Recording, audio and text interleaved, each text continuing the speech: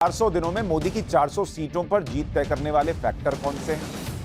आपको नरेंद्र मोदी के उन 4 दोस्तों से भी मिलाऊंगा जो उन्हें फिर से प्रधानमंत्री बनाकर मानेंगे ऐसा लग रहा है। साथ ही आपको बताऊंगा कि राहुल गांधी के प्लान 2024 में देश के लिए बड़ा छेद क्यों और क्या है।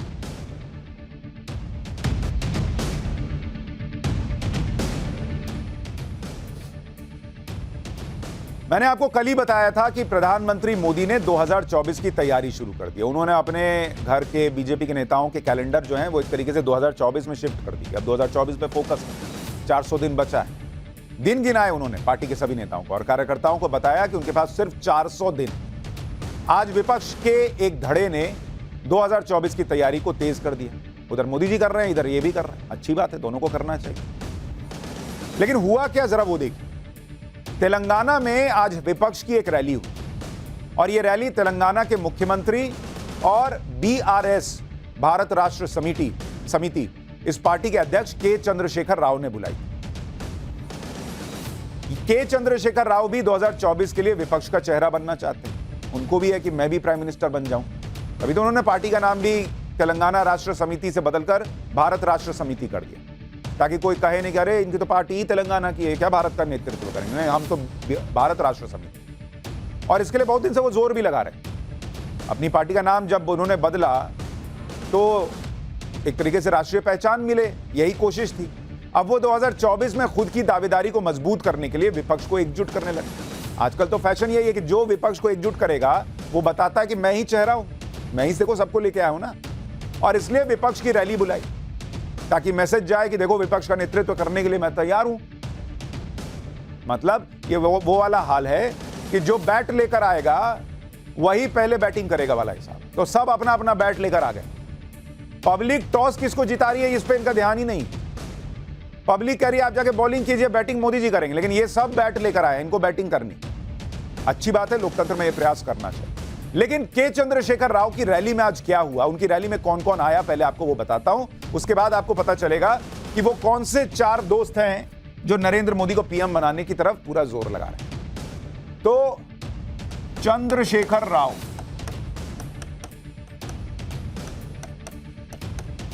इनकी जो रैली हुई इसमें कौन आया और कौन नहीं आया ये जानना चाहिए। कौन आया में अखिलेश आए, केजरीवाल आए। अच्छा, केजरीवाल जो हैं वो सब जगह नहीं जाते हैं, आज इनके यहां गए थे। उसके बाद डी राजा, ये सीपीआई के नेता हैं, लेफ्ट के नेता, वो आए। फिर केरल के मुख्यमंत्री पी विजयन वो भी पहुंच गए, बोले हम भी आ रहे हैं, आप चिंता नहीं कीजिए। तो ये लोग वहां शामिल हुए, ये 4 बड़े नेता एक तरीके से। लेकिन कौन नहीं आया, इसमें आजकल तो कहानी इसमें छिपी होती है ना। कौन नहीं आया ये भी बड़ा इंपॉर्टेंट है। इसमें आरजी राहुल गांधी नहीं आए, वो तो अपनी कहानी रच रहे हैं, लिख रहे हैं। ममता बनर्जी नहीं आई, नीतीश कुमार नहीं आए, तेजस्वी यादव वो भी नहीं आए, शरद पवार वो भी नहीं आए, उद्धव ठाकरे वो भी नहीं आए। तो ये सारे लोग तो पहुंचे ही नहीं। जो नेता चंद्रशेखर राव की रैली में शामिल नहीं हुए, या उन्हें बुलाया नहीं गया या बुलाया गया वो तो गए नहीं। वो इसलिए वहां पर नहीं गए क्योंकि उनकी अपनी अपनी महत्वाकांक्षाएं हैं, अपने अपने विरोधाभास भी हैं। जैसे तेलंगाना में टीआरएस और कांग्रेस एक दूसरे के विरोधी हैं, तो वो कैसे उसी तेलंगाना में एक साथ खड़े हो जाते। अच्छा, राहुल गांधी की यात्रा में तेलंगाना में चंद्रशेखर राव नहीं गए थे, तो इसलिए चंद्रशेखर राव की रैली में राहुल गांधी नहीं गए। बोले तुमने नहीं बुलाया तो मैं नहीं आऊंगा, तो तुम मेरे में नहीं आए तो मैं तुम्हारे में नहीं जाऊंगा। तो ये टसल चल रहा है। अच्छा, कांग्रेस इसलिए चंद्रशेखर राव की रैली में नहीं गई क्योंकि पहली बात तो तेलंगाना में एक दूसरे के विरोधी हैं। अच्छा, दूसरा, कांग्रेस कभी नहीं चाहेगी कि वो कोई क्षेत्रीय दल विपक्ष का नेतृत्व करे। भाई वो तो राहुल गांधी की यात्रा चल रही है, वो राहुल गांधी तपस्वी भले कह रहे हैं, लेकिन उस तपस्वी को जिस आसन पर बैठना है वो तो प्रधानमंत्री की कुर्सी है ना। तो कांग्रेस हमेशा से यही चाहती है कि विपक्ष की अगुवाई कांग्रेस ही करे और नरेंद्र मोदी के सामने राहुल गांधी चेहरा हो। आप याद कीजिए, अभी कुछ दिन पहले भारत जोड़ो यात्रा के दौरान राहुल गांधी ने समाजवादी पार्टी के बारे में क्या कहा था। एक बार राहुल गांधी को सुनिए, याद कीजिए वो क्या बोल रहे थे समाजवादी पार्टी के बारे में। मगर मैं ये कहना चाहता हूं कि अगर आप समाजवादी पार्टी को देखें तो उनके पास एक नेशनल विचारधारा नहीं है। वो यूपी में जरूर उनकी पोजीशनिंग है और उसको उन्हें डिफेंड करना है, शायद उसलिए ना आए, बट नेशनल विचारधारा नहीं है। समाजवादी पार्टी का आइडिया केरला में नहीं चलेगा, कर्नाटक में नहीं चलेगा, बिहार में नहीं चलेगा।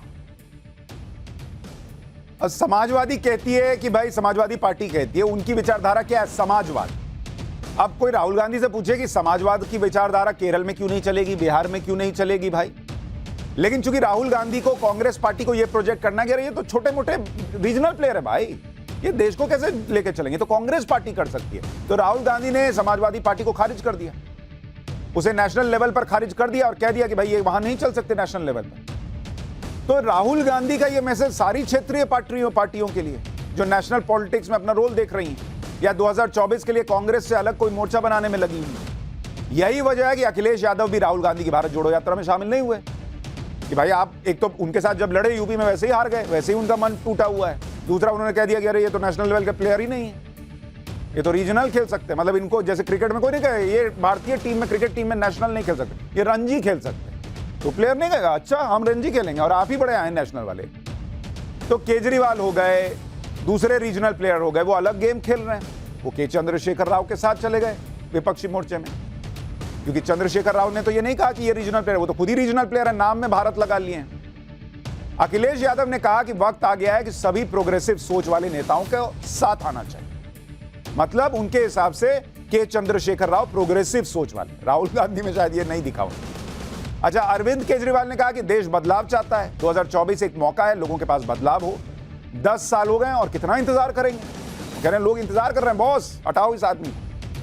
एक बार अखिलेश यादव को सुन लीजिए, फिर आपको बताऊंगा कि विपक्ष के अंदर कैसे 2024 के लिए अलग अलग 4 गेम चल रहे हैं। 4 दोस्त कौन से हैं वो भी बताऊंगा। जहां से हम न्याय के लिए पुकार सकते हैं, उन संस्थाओं को भी दबाव बनाने का काम अगर कोई कर रहा है तो भारतीय जनता पार्टी कर रही है। अभी कल ही भारतीय जनता पार्टी की मीटिंग खत्म हुई है और उन्होंने कहा कि 400 दिन बाकी हैं। हमें तो लगता था कि ये सरकार तो वो है जो दावा करती थी कि हटेगी नहीं, अब तो वो स्वयं स्वीकार कर रही है कि अब 400 दिन हैं। जो सरकार अपने दिन गिनने लगे,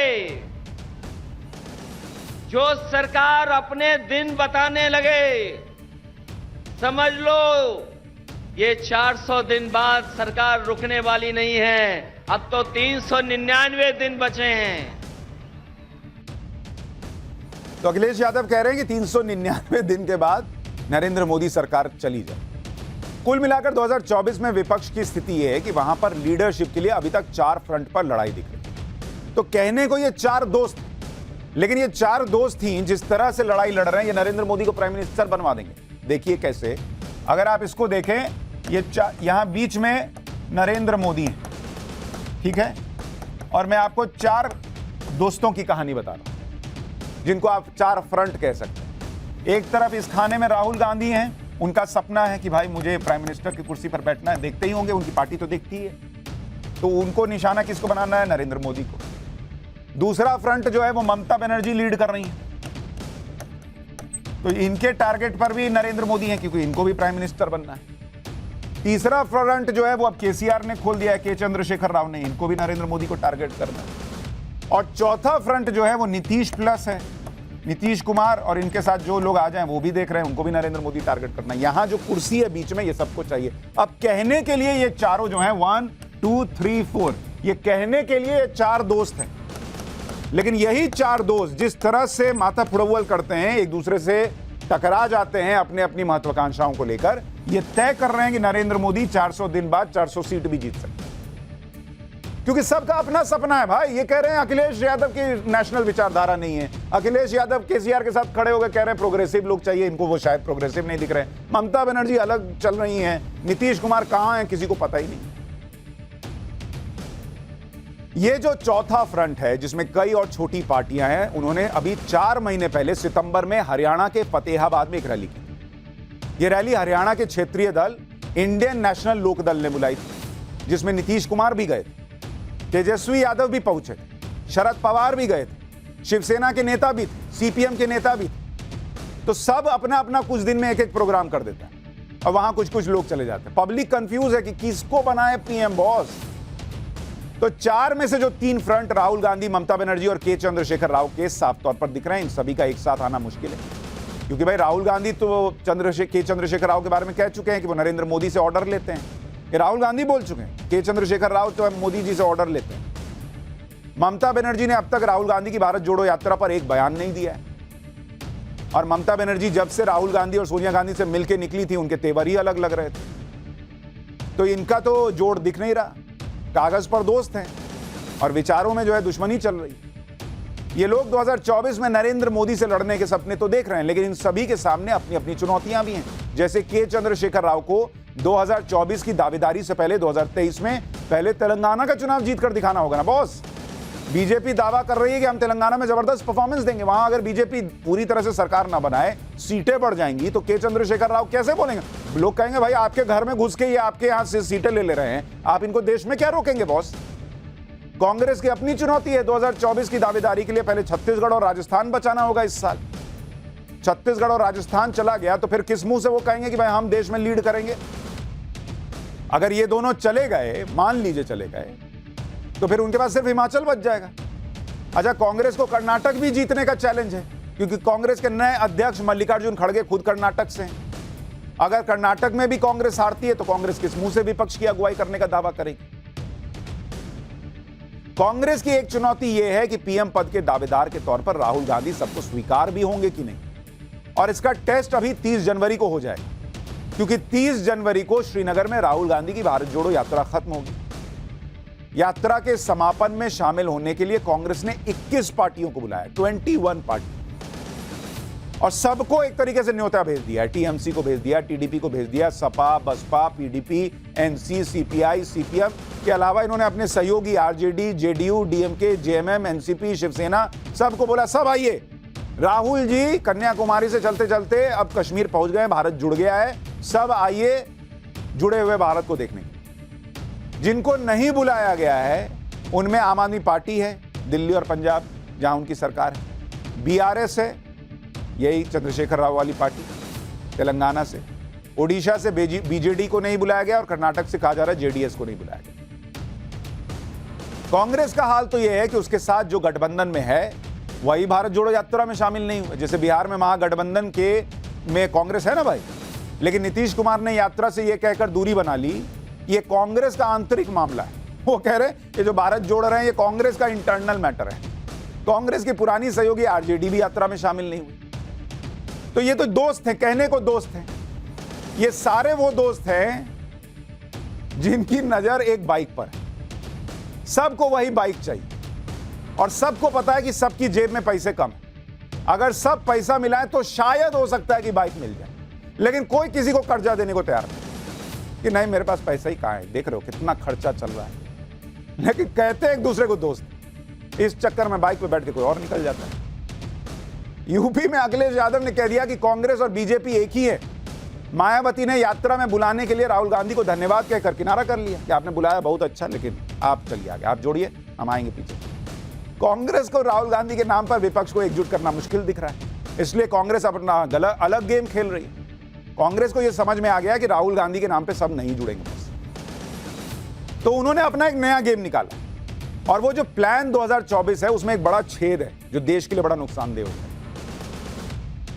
ओल्ड पेंशन स्कीम जैसे मुद्दों पर अब कांग्रेस जोर दे रही।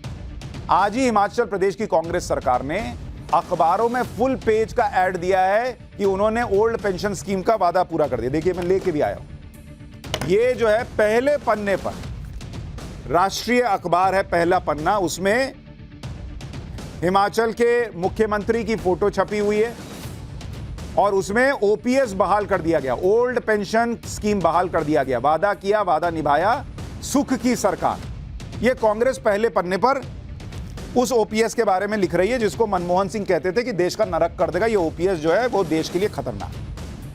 लेकिन आपको ये ऐड तो दिख गया होगा। जो ये लोग नहीं दिखा रहे हैं वो भी मैं लेके आया। ये जो पन्ना है ना, state finances a study budget of 2022-23, ये आरबीआई की रिपोर्ट, और ये आपको अखबारों में पहले पन्ने पे ऐड की तरह छपा हुआ नहीं दिखेगा। ये 300 पन्नों की रिपोर्ट है, 312 पन्ने की। ये मैं लेकर आया और इसको मैं आपको दिखाता हूं कि इसमें क्या है जो कि आपको जानना चाहिए। ये आरबीआई की रिपोर्ट है जो कल ही आई है, और इसमें क्या कहा गया है वो आज आपको मैं बताता हूं। ये स्टेट फाइनेंसेस पर आरबीआई की रिपोर्ट, जिसका डिटेल मैं आपको बताता हूं। इसमें कहा गया है कि राज्यों की वित्तीय सेहत पर एक बहुत बड़ा खतरा बन रहा है, क्योंकि कुछ राज्य ओल्ड पेंशन स्कीम को वापस ला रहे हैं। ये आरबीआई कल लेटेस्ट रिपोर्ट में कह रही है ये जो पुरानी ओल्ड पेंशन स्कीम ला रहे हैं ये राज्यों के लिए खतरनाक है बॉस। इससे वित्तीय संसाधनों में सालाना बचत थोड़े समय के लिए है। मौजूदा खर्चों को अगर भविष्य पर टाला जाएगा तो आने वाले सालों में राज्यों पर इतनी पेंशन की देनदारी हो जाएगी कि जिसके लिए पैसा जुटाना मुश्किल हो जाएगा। आरबीआई इस तरह की वार्निंग पहले भी दे चुका है।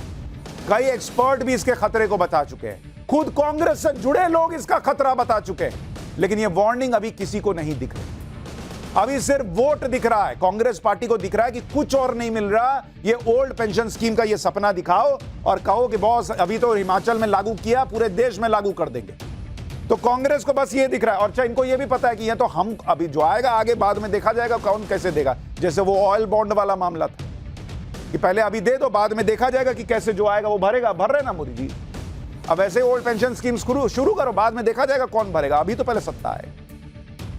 जैसे आपको उदाहरण बताता हूं, हिमाचल प्रदेश का उदाहरण देखिए। ये आरबीआई कह रहा है बॉस, उसका खुद का एनालिसिस है कि राज्यों पे कितना खर्चा बढ़ जाएगा। जिस हिमाचल में खुशी खुशी ये बता रहे हैं कि हमने ओपीएस लागू कर दिया, ओल्ड पेंशन स्कीम, वहां 1,36,000 सरकारी कर्मचारी ये हिमाचल का बता रहा है। और मौजूदा एनपीएस स्कीम के तहत देश भर में कितने कर्मचारी हैं जो एनपीएस दिया जा रहा है, उसमें देश में 60 लाख कर्मचारी सरकारी जिनको ये मिल रहा है। इसलिए फ्री वाली पॉलिटिक्स का दांव खेला जा रहा है।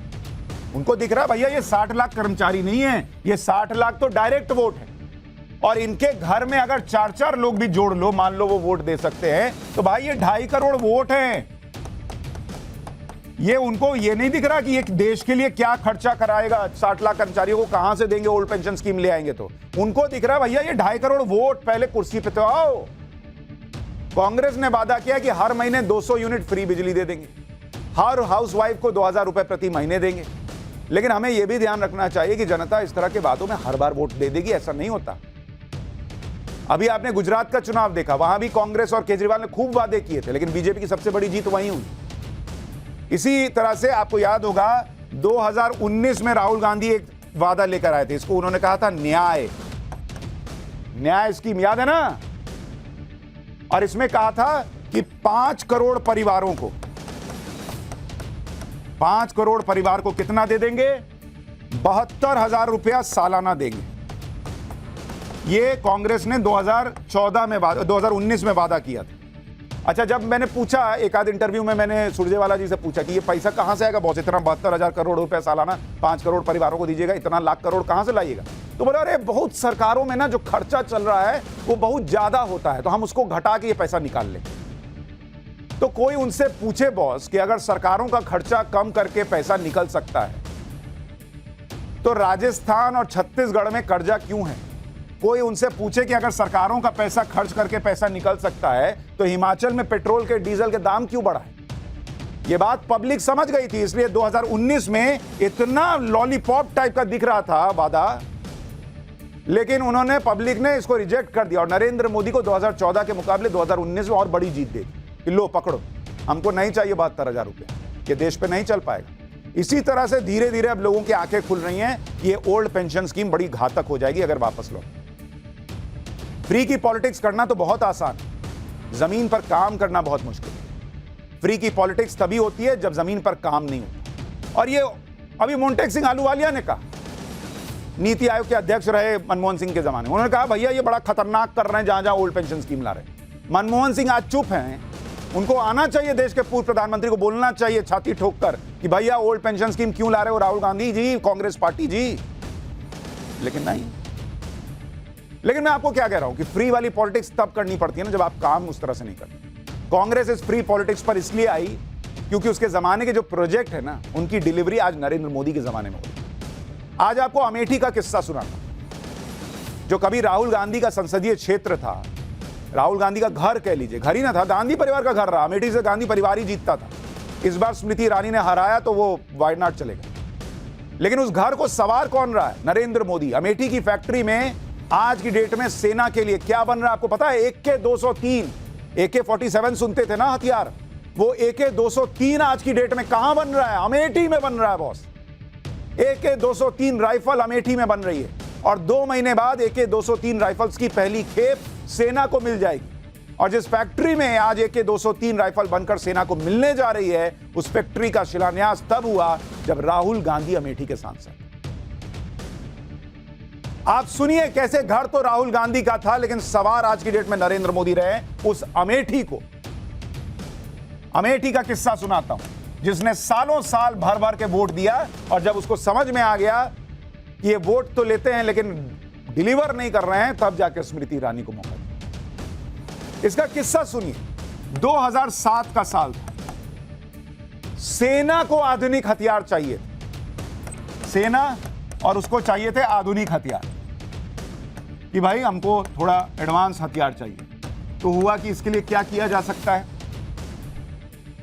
तो अमेठी में, इसी अमेठी में नींव रखी गई फैक्ट्री की, ऑर्डिनेंस फैक्ट्री, जहां हथियार बने। और यह नींव किसने रखी? राहुल गांधी ने रखी 2007 में कि भाई हम सेना को हथियार बना के देंगे। यह ध्यान रखिए, सेना को। लेकिन सेना के लिए हथियार तब बनने शुरू हुए जब नरेंद्र मोदी ने 2019 में 2019 में जाकर AK-203 बनाने के लिए शिलान्यास किया। AK-203 इसका शिलान्यास हुआ। प्रोजेक्ट का किसने किया? नरेंद्र मोदी ने किया। अब मार्च 2023 में 5000 के करीब AK-203 की पहली खेप अमेठी की फैक्ट्री से निकलेगी और सेना के हाथ में पहुंचेगी।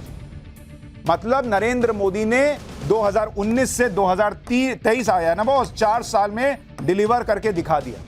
और जिन्होंने 2007 में नींव रख दी थी, उन्होंने क्या डिलीवरी दी थी बॉस आपको बताऊं? सेना के नाम पे काम शुरू हुआ था और दिया क्या, वो भी सुनना चाहिए। देखिए, जिस AK-203 की बात कर रहा हूं वो सबसे आधुनिक राइफल्स में से एक है। AK-47 तो सबने सुना है। इसी कंपनी की लेटेस्ट राइफल है AK-203 जो आप स्क्रीन पर देखें। और AK का मतलब अरविंद केजरीवाल नहीं है, लोग मजे में बोल देते हैं पॉलिटिक्स में। AK का मतलब है एव्तोमत क्लाशनिकोव। इसमें एव्तोमत का मतलब है ऑटोमेटिक। तो AK-47 जो है वो एक ऑटोमेटिक हथियार है। और अगर इसकी तुलना करूं AK-47 की और AK-203 की, AK-47 की शूटिंग रेंज होती है 300 से 400 मीटर। मतलब आपका सामने वाला टारगेट आधा किलोमीटर भाग गया तो वहां से बाय बाय करेगा, उसको गोली नहीं लगेगी। जबकि AK-203 की रेंज है 800 मीटर।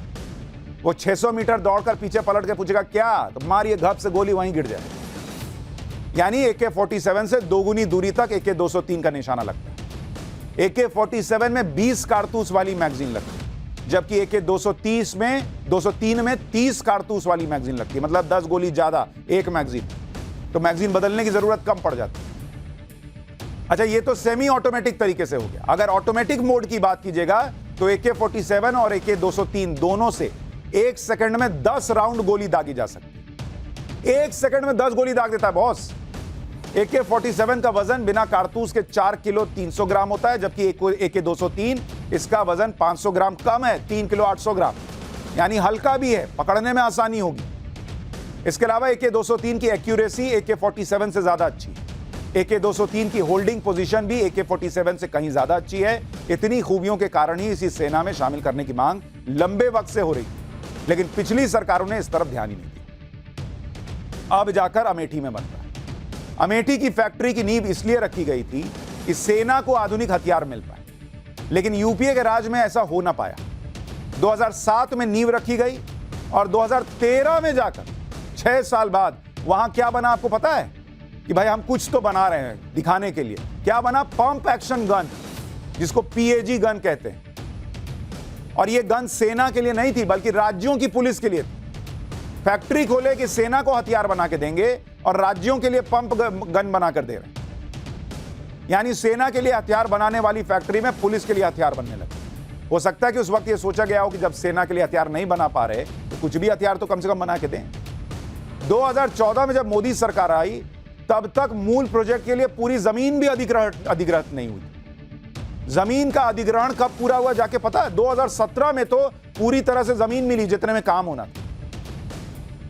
और अब जाकर उसी अमेठी की उसी फैक्ट्री से जिसकी नींव रखी राहुल गांधी ने, लेकिन जो प्रोडक्ट निकलना था वो कभी उनके जमाने में निकल ही नहीं पाया, वो प्रोडक्ट आज 2023 में निकलने जा रहा है। AK-203 राइफल जो नरेंद्र मोदी बना, मतलब उनके राज में बन। ये होता है काम और नियत का फर्क। इसलिए जो काम करता है वो कहता है 400 दिन बचे हैं, मेहनत करो।